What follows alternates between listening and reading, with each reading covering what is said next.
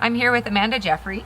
Amanda and her family were one of the first recipients to move into the very first build of the Humans Helping Humans home, and so she's here with us tonight to tell us a bit about her experience with Humans Helping Humans.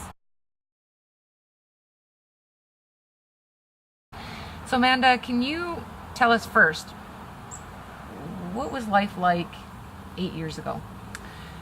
It was actually really confusing and up in the air. I was living with my parents, which was not a fun situation, kind of embarrassing for an adult to be doing. With two young kids, I had a 1-year-old and a 4-year-old. And no money, no job because I couldn't work, because I couldn't get daycare for my kid, and no place to go. I was stuck. Wow. That must have been tough. It was. What brought you to Humans Helping Humans? How did you hear about them and the project that they were starting? Actually, my mother and I were looking at many different options and trying to consider what we could do. Low-income housing was one of the things, but there wasn't a lot in Drayton. And I wanted to stick around Drayton because that's where my support group was. I can't remember exactly how we came across it. I think it was like a flyer or an ad or something like that. And we ended up going to this open house in a hotel. I think it was Super 8.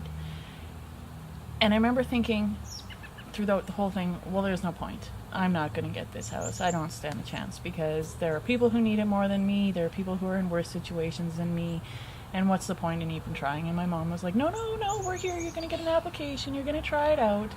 And so that's what I ended up doing. And what I found was that it's, as much as people like to think that it's like a handout or a freebie or something like that, it was more like applying for a mortgage because I had to go through the financial check. I had to have a psychological check. I had to have a police check. I had to work for my down payment. I worked 500 volunteer hours.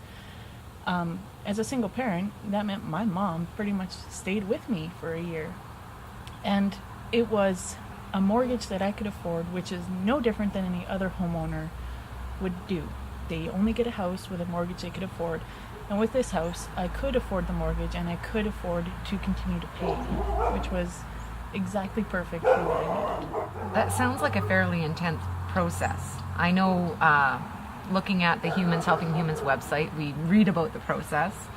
But to actually live it, what was the 500 volunteer hours like? Brutally hard. Luckily for me, my dad pitched in and helped some out.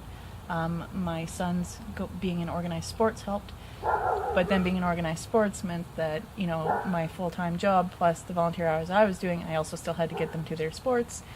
And it ended up being like 10 hours a week I still had to volunteer, which with the job that I had, I didn't have every weekend off to do that. I was in a position where I had to give up many of my evenings and a lot of my time with my children to do that.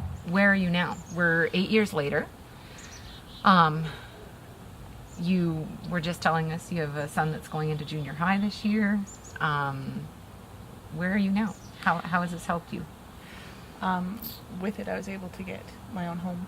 I was able to pay off my vehicle. I was able to give my children a normal life. They have never felt like they have wanted for anything and haven't ever felt like they didn't have the life that their friends did at school. To them, it was awesome. And they remember the people that helped us out, and they love them to pieces. And to them, it's a big and important thing that happened for us. And they still talk about that house. They still talk about it, how it was such a special place and how much they loved it and how it was their first home. And yeah, it was probably one of the most important things in my life by far.